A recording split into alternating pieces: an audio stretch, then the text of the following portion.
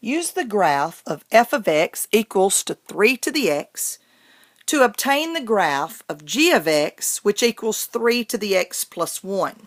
So let's graph f of x equals 3 to the x. Let's use a table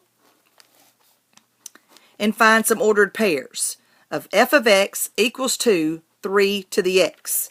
So if you plug in 0, 3 to the 0 is 1. Plugging in 1, 3 to the first is 3. Plugging in 2, 3 squared. 3 times 3 is 9. Plugging in negative 1, 3 to the negative 1. 3 to the negative 1, wouldn't that be 1 over 3 to the positive 1? So that's 1/3. Remember, what do we do with negative exponents? We move them down to the denominator and it becomes positive. If I have negative 2, 3 to the negative 2, that would be 1 over 3 squared, so that's 1/9. And I think that's enough, actually, to graph this exponential function. So 0, 1, 1, 3, 2, 9, 1, 2, 3, 4, 5, 6, 7, 8, 9. That puts me up here. Okay, negative 1, 1/3, negative 2, 1/9. So here my graph is. This is my original. We call that, a lot of times you'll see it called the parent graph. That is your original parent graph. Now, g of x equals 3 to the x plus 1. Look at these two. Compare them. This one's 3 to the x. This one's 3 to the x plus 1. Go back.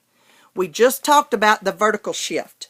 Okay? And we just talked about the horizontal shift. All right?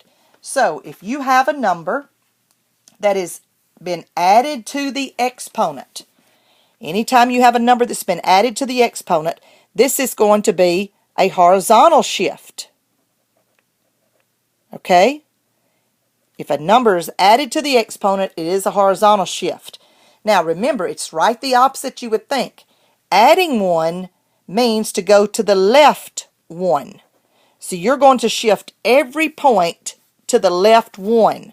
So, our new graph, we would shift this one to the left 1, this point to the left 1, this point to the left 1, this point to the left 1, and this point to the left 1. So, here would be our new graph. We have shifted every point to the left 1. So, this one is our answer. G of x equals to 3 to the x plus 1. So, again, anytime that you add or subtract a number to the exponent, that is the horizontal shift, and you shift it in the opposite direction that you would think. Positive 1 said go to the left 1. If that had been negative 1, we would shift it to the right 1. Okay? All right, let's look at this graph. Use the graph of f of x equals 2 to the x to obtain the graph g of x, which is 2 to the x minus 3. So, let's use a table and find ordered pairs of the original graph. F of x excuse me, equals 2 to the x. Plugging in right here. Okay? So, 2 to the 0 is 1. Plugging in 1. 2 to the first is 2. Plugging in 2. 2 squared. 2 times 2 is 4. If you plugged in 3, 2 cubed. 2 times 2 is 4. 4 times 2 is 8. Plugging in negative 1. What is 2 to the negative 1? Well, that becomes 1 over 2 to the first. So my answer is 1/2. Plugging in negative 2. 2 to the negative 2. That's 1 over 2 squared, which is 1 over a fourth. Plugging in negative 3. 2 to the negative 3 would be 1 over 2 cubed, or 1 over 8. So let's graph this.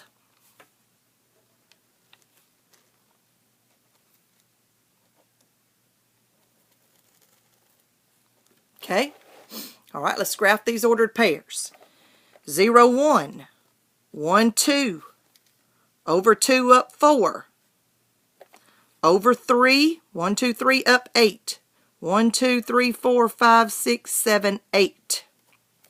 Okay? Negative 1/2. To the left, negative 1, up 1/2. To the left, negative 2, up 1/4. To the left, negative 3, up 1/8. So here is that original graph that I graphed for you earlier. in a previous video. This is f of x equals to 2 to the x. That is your parent graph. Now let's compare the parent 2 to the x to g of x 2 to the x minus 3. Now this is not subtracted from the exponent. This is just 2 to the x minus 3. So anytime you add a number or subtract a number to the back, this is a vertical shift. Okay? Now anytime you have minus 3, this is a vertical shift down 3. So we are going down 3. So this is a vertical shift down 3. All right? So here was the original 2 to the x. And here is the new graph, 2 to the x minus 3. Again, this is not subtracted from the exponent. This is just strictly subtracted at the back, minus 3. So this is a vertical shift. Minus 3 means down 3. If this had been plus 3, we would have a vertical shift up 3. So to graph this new graph, we will take every point on our parent graph and we will move it down 3. So I'm going to do that now. Take this one down 3. 1, 2, 3, right here. This one down 3. 1, 2, 3. This one down 3. 1, 2, 3. This one down 3. 1, 2, 3. This one down 3. 1, 2, 3. This one down 3. 1, 2, 3.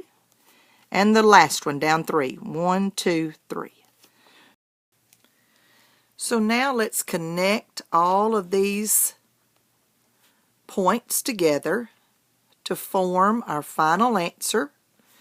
We moved every point from the original parent graph down 3. The notation told us we had originally 2 to the x, and then we went to 2 to the x minus 3. So the notation said for us to subtract 3 from the original parent graph. Subtracting at the back is the vertical shift down 3. The top line is your original graph. We moved everything down 3 for your final answer. So this is your final answer of 2 to the x minus 3.